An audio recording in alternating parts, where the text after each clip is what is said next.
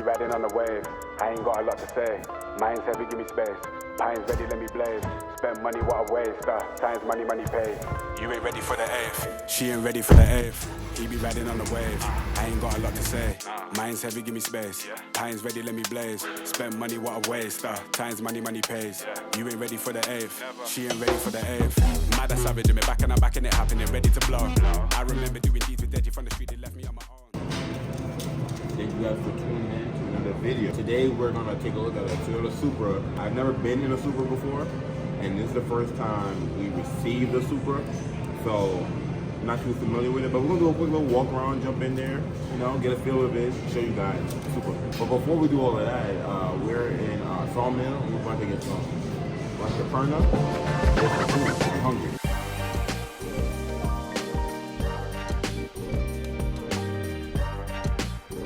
Like I told you guys, we're about to eat. We feel some good eats, man. I'm about to put you guys on. But we up here, we dolly. We got our own spot up here. Ain't nobody up here. And we about to eat great. Look at this thing. Fire. Fire. Look, Shelly got to make it all organized. Fire.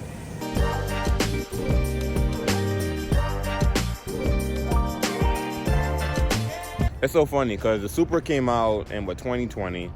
And where they got like 2 different engines. And it was kind of like very hyped car. They brought the Supra back. Some people didn't like that. It was partnered with BMW, and they said it's not a Supra. My opinion, I thought it was a cool car, but it wasn't something to die for, you know, my opinion. But it's actually cool to actually finally see one and get a feel of it.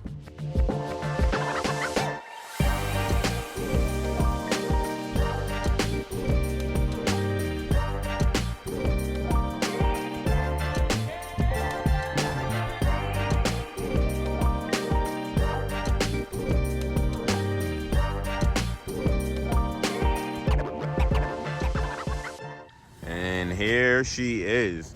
So this is my first time I'm saying, well, no, I've been close to a Supra, but this is my first time I'll actually be able to like kind of dissect it, take a look at it. I'm not too familiar with these, I'll be honest. I know this one has like the carbon fiber mirror cap. I believe this has the V6, because these comes in a turbo 4-cylinder or turbo V6, both BMW engines. Actually, I think it's the same motor that's in the Z4. And we actually had a Z4. So I drove the Z4, M40i, I believe that was called. Stop sleeping. 2021 BMW Z4 M40i for sale. 4,000 miles. It's like the Supra, but nicer. Heated steering wheel, special. And that thing rips. I actually drove this thing, and it is pretty rowdy. I'll be honest. First thing I noticed is that you sit very low to the floor, so you have to like put your butt in first. You know, kind of like more exotic cars feeling, getting in and out. Never been in an exotic car, but you know. So this one has a black interior, pretty simple. Got some bowstring seats, and look at, are they ready for? Oh, they're not even ready for a harness. It just looked like it's ready for a harness. That's funny. I know a bunch of people gonna drop comments saying, "Oh, this is that. This has that feature, yada yada yada," but pretty nice. It's not cold, so can't get a cold start, but you can hear it. And I didn't press the gas. When you turn it on, it just revs like that. BMW chime. So I think the steering wheel, even the steering wheel is BMW. I think the whole interior is BMW. And that's not a bad thing though. Like, in my opinion, BMW makes good M cars. You know, they make good driving cars. They're the ultimate driving machine. So on Toyota's part, they probably saved a lot of money sharing this chassis with BMW and have them do all the work, and they put their name on it. And I know Toyota did their own tuning to the car and stuff like that too. So it's a little bit different than the Z4, and I believe the Z4 makes more power as well. But this is pretty interesting. So you even got the carbon in that damn, what the heck is this called? Carbon something center console. I forgot what this piece is called.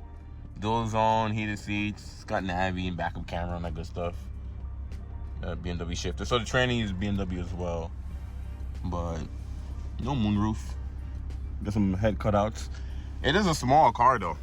Like, the car is not that small, but it feels small. So you see me just sitting in here, like, pretty interesting. The seat configuration is pretty cool. So you got a little sport mode here. So let me see. Oh, okay. Okay, so you have normal, in sport, and then you can configure it. It's pretty cool. So you heard the exhaust? It actually got more louder when I put it in sport and put it back in normal. That was a little bit more quieter. You probably can't hear it on camera, but you know what's the difference. These power shifters. It's like 40 degrees right now, so my hands is frozen. Actually, I'm frozen making this video for you guys, but I figured let me jump on this before this car sells, because we just took this in last night, and I guarantee you it's gonna sell super fast. I've never driven one till today. Never actually seen one this close till today. It's a weird opening for the trunk. Look at that. It's like squiggle lines. It's pretty interesting. It got some space though. It's pretty deep in here. I might go look underneath there. I know I highly doubt it comes with a spare tire. Highly doubt it comes with a spare tire. But it's pretty cool. Got some Pilot Sport stars. So I know these are not some cheap tires, some sticky tires. We got BMW's, of course, little smart entry. It looked like they added to make this match with the rear fender, they added some type of, I don't know, extra piece on the door. But yeah, it's not functional though. It looks like it is. It's just a extender, so I guess it matches with the door when you close it, so it don't look dumb. Cause the hips are wide. Got some wide hips on this thing. Look at that. It's too cold for this. So I learned that you have to pop the hood twice. Cause it's so funny because I had a 99 528i, and same thing, you have to pop the hood twice. So yeah, you get two engine choices. This is the one to make more power. Not really much to see here. It's all covered up, but it is like a clamshell. It's pretty interesting. I like these individual LED lights. Like you get daytime runners, turn signals, low beam, high beam. No fog lights though. Parking sensors. See the little dots on there. I think if Toyota would have to make a modern, newer Supra, I think they did good with this body style and how it looks.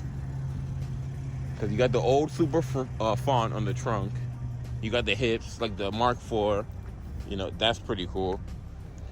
And then the Mark IV is kind of bubbly. And this is just like a modern bubbly. Like, I feel like they did what they had to do to make this a Supra and not a Z4. You know, like the Z4 don't look nothing like this. And then having the reverse lights, this whole little LED right here is actually pretty cool. Dual exhaust. So yeah, so getting in this thing, I hit my head on this thing already earlier today. Oh, Lucas gave me a warning that the engine compartment is hot, so be careful. Look, the hood is open, the key's not in here, all types of warning. So this thing it's a touchscreen too. So it's a touchscreen. Oh, my fingers are frozen. And also you can use this dial to kind of control it. I like the cutouts in the roof because it, you know, like if you're taller, you can fit in this thing. It is a two-seater. There's no like nothing. Got some subs back there. Okay.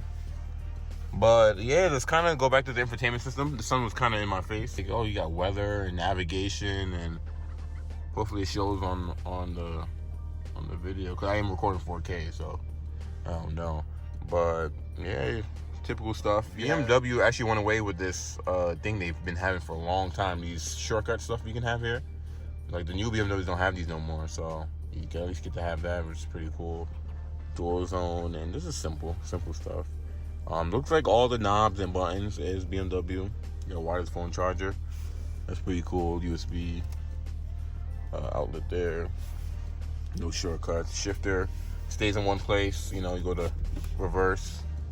No 360, but you do get parking sensors all around and back camera. And then you do have manual mode too, so like you can shift up if you want and shift down, which is pretty cool. And then park goes back into park. So this gauge here is actually pretty cool. So it's like digital, but then you know you have like the tach. I don't think that tach moves. I'm not too sure. I don't even know if you can even do anything with this thing. I know when you change the modes, it changes a little bit. Oh, look, the red line changes. That's cool. But I don't know if you could change anything else on this thing. Like I said, this is me just literally jumping in this car. Did no research, no nothing. I just jumped in here and, you know, do a quick video. So look like I get some safety features on the left side of the steering wheel, like adaptive cruise control and Oh yeah, I see adaptive cruise control and cruise control. I don't see anything else. They don't got like lane keep assist and stuff like that. Let's see back there. What's back there? And then the camera focus. Okay, this is for your headlights, mirrors. So we got power folding mirrors. Okay, that's cool. Man, it takes forever to close. That's cool though. And then you got some emergency stuff up here. Auto dimming rear view. My opinion though, you're not really buying this car for the tech. I mean, it does have some tech to it, but you're not buying it for the tech. I think you're buying it for the performance. And you've probably seen a lot of people, you know, they bought this car brand new, they do mods to it, yada yada. It's like stock and like with no mods and out the box. It's pretty rowdy. It's actually pretty fun. In sport mode, I feel like it's a good sports car. You can have a little fun, can get yourself in trouble a little bit, but nothing too crazy.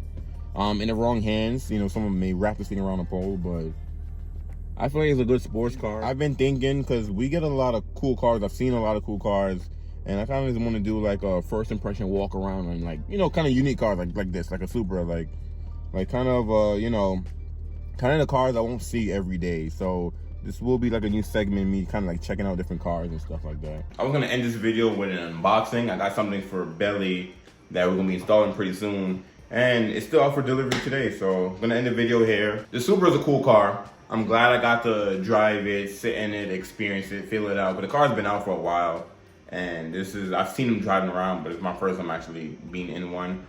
I did drop in a video of when we had the Z4, and I drove the Z4 too, and they look two different cars, but driving them, I'm trying to remember. The Z4 was kind of crazy too, because I think the Z4, I don't know if the Z4 makes like 400 horsepower or something like that, because the Supra, the V6 and the Supra makes 382. Actually, look this up right now, hold on. All right, so I was chatting in that video. I told you guys that the Z4 makes more power than the Supra.